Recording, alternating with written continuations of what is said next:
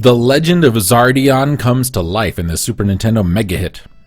Join Achilles, Triton, and Panthera, a trio of cyborgs, as they unite forces to save the Alpha 1 solar system.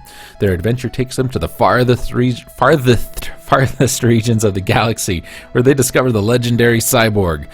Thought to be destroyed long ago, Xardion has been trapped by a moat of hydrochloric acid, unable to escape. Until now. The legend continues in this all-new, all-excited, all-encompassing Super NES title. A combination of RPG, adventure, and action game, Xardion is state-of-the-art entertainment. 8 megs of battery backed-up memory allows you to save your progress at any time. Don't be left out. Join the revolution, the Xardion revolution. This is Xardion from Jorudan and Asmic Ace Entertainment. It's a 2D platformer released in 1992, a very early game. And it's interesting. This is an interesting game. Action platformer where we control robots with different skills in order to defeat our enemies and reach our goals. That's what everybody wants. We have our 4 basic robots. Triton, a humanoid, carries a blaster. We have Achilles, I'm going to go with that, a beast bot mage kind of thing, has a staff. And Panthera, who's a cat. Sure. While possessing the typical qualities of action platformers at the time it was made up of jump, duck, and shoot, Xardion made use of a few novel elements. Additionally, the game had a role-playing element where experience points could be accrued by defeating enemies and bosses. Each level up increased your life and special ability points. During the game, we take control of one of 3 available robot forms. Each form represents one of the 3 inhabited worlds in the system.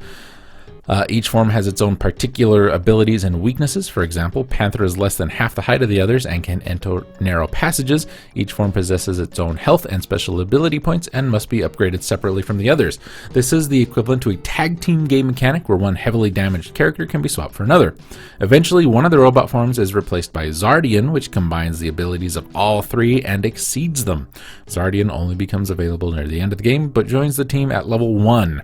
An obstruction that can only be cleared by a sufficiently leveled Xardion forces the player to return to earlier levels to gain levels and develop special abilities. Not a lot of information. It's kind of a rare game.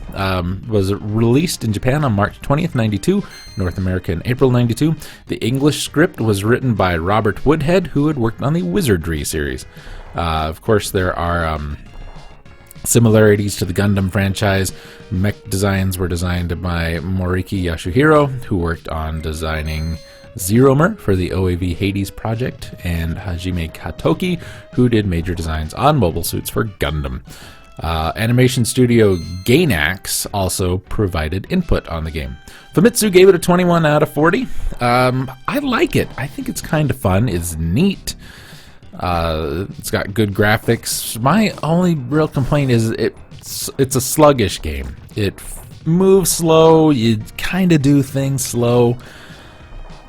It's not bad though. I might give it a let's play one of these days. I don't know. Could be, could not be.